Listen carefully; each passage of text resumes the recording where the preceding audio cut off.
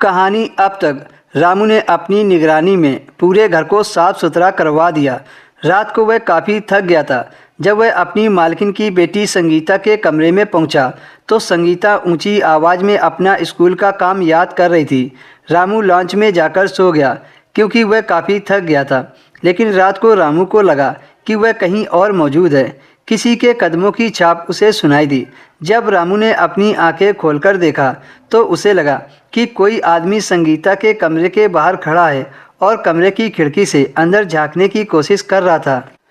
रामू ने तेज आवाज़ में कहा, कौन है वहाँ? तो कोई फौरन से किचन की तरफ भागता हुआ वहाँ से चला गया। रामू जल्दी से उठा और किचन की तरफ भागा, लेकिन उस वक्त किचन बिल्कुल खाली नज़र आ रही थी। रामू ने लाइट ऑन करके देखा तो वहाँ कोई नहीं था। किचन का दरवाज़ा बाहर की तरफ खुलता था।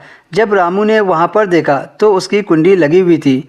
जब वह बाहर निकला तो बाहर भी सन्नाटा था। रामू ने किचन के दरवाजे की कुंडी अंदर से लगाई और वापस लॉन्च में आकर लेट गया और सोचने लगा कि कौन आदमी था जो रात के इस वक्त अंदर आया होगा। ना जाने उसे क्या सूझी और वो संगीता के कमरे में चला गया। संगीता बेड पर सोई हुई थी और रामू कालीन पर लेट गया। रात को जैसे ही कुत्ते की आवाज़ें आने लगी तो रामू ने देखा शायद संगीता नींद में डर रही थी। कहने लगी, माँ मुझे डर लग रहा है, ये कुत्ते मुझे खा जाएंगे, माँ मेरा हाथ पकड़ लो। संगीता बेड पर अपना हाथ मार रही थी। नींद में शायद वह मालकिन को ढूंढ रही थी। उसे समझ नहीं आ रहा था कि ऐसे मौके पर उसे क्या करना चाहिए। खैर वह उठा और अपना हाथ संगीता के हाथ में दे दिया। फिर वह रामू का हाथ पकड़कर गहरी नींद में सो गई। काफ़ी देर तक रामू वहीं खड़ा होकर इंतजार करता रहा कि वो कब गहरी नींद में सो जाए और वह अपना हाथ उससे छुड़ाए। जब संगीता गहरी नींद में सो गई तो उसने धीरे से अपना हाथ उसके हाथ से अलग किया और दोबारा कालीन पर जाकर लेट गया। उसके बाद रामू रोज़ संगीता के कमरे में सोने लगा था।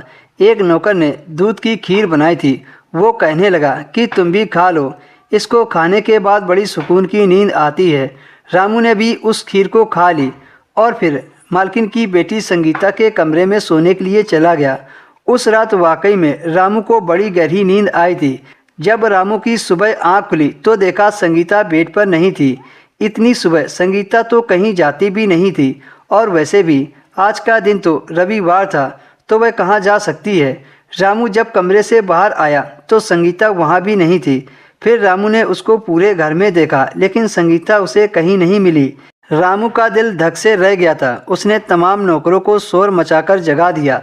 सारे नौकर उसे ढूंढने लगे लेकिन वह पूरे घर में कहीं नहीं थी। रामू का तो बुरा हाल हो गया था। उसका शरीर पीला पड़ गया था क्योंकि उसकी मालकिन अपनी बेटी को रामू के सहारे छोड़कर गई थी। जब रामू ने सारे नौकरों से बातचीत की तब उसे पता चला कि खाना बनाने वाला बावर्ची घर से गायब है। फिर उसे ख्याल आया कि कुछ दिन पहले ही उसने एक आदमी को संगीता के कमरे के बाहर देखा था। रामू भागता हुआ किचन में गया। रामू ने जो किचन में देखा उसे देखकर उसके पैरों तले से ज़मीन निकल गई क्योंकि किचन में एक